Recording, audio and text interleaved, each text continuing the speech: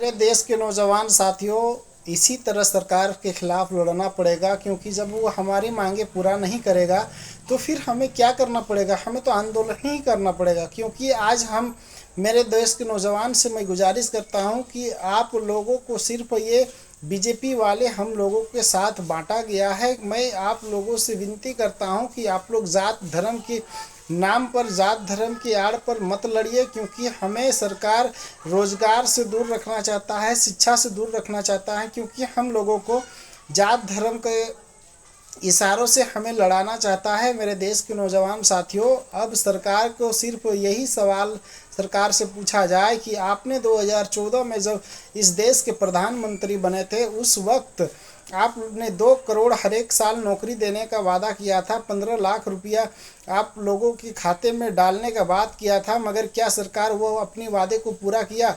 वो तो सिर्फ जुमलाबाजी करते रह गए हैं। वो नरेंद्र मोदी सिर्फ अपने अडानी और अंबानी को अरबपति खरबपति बनाने के चक्कर में रह गया है। मेरे देश के नौजवानों को, अर्थव्यवस्था को भी बिगाड़ दिया गया है।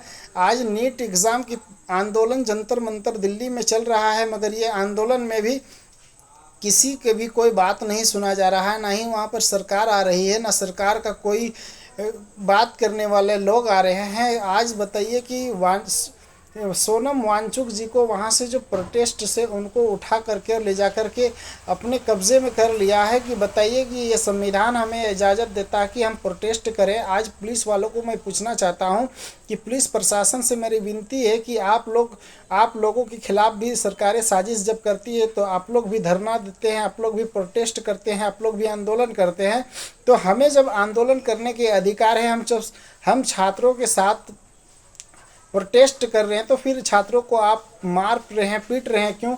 इसीलिए मैं देश के नौजवान साथियों से मैं गुजारिश करता हूं कि धर्म के नाम पर, धर्म के आड़ पर बहुत सियासतें चल रही है। इसलिए हम हिंदू मुसलमान सभी एक हैं। इस देश को आगे बढ़ाने के लिए, भविष्य उज्जवल के लिए हम लोगों को सोचना चाहिए, क्योंकि अगर हम धर्म जात के आड़ में लड़ते हैं तो सिर्फ बर्बादी है, तबाही है, और कुछ हासिल होने वाला नहीं है। इसलिए मैं देश के नौजवान साथियों से विनती करता हूं कि सरकार को अब कुर्सी से गिराने के अलावा और इस देश को बचाने के लिए कोई दूसरा काम नहीं, क्योंकि ये देश अभी जितना सबसे ज़्यादा वर्ल्ड में सबसे ज़्यादा कर्जा लेने वाला देश हमारा इंडिया, भारत को बना दिया गया है।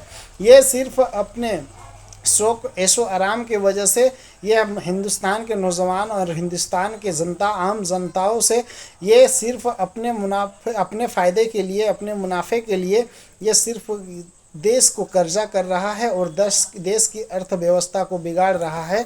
इसलिए मैं देश के नौजवानों से मैं गुजारिश करता हूं, देश की जनता से मैं गुजारिश करता हूं कि अभी भी वक्त है, संभल जाइए, क्योंकि इस देश को बचाना है। और इस देश को बचाने के लिए जब जब हिंदुस्तानी की ज़रूरत पड़ा है, हिंदुस्तानी आगे निकला है और आगे निकलेगा।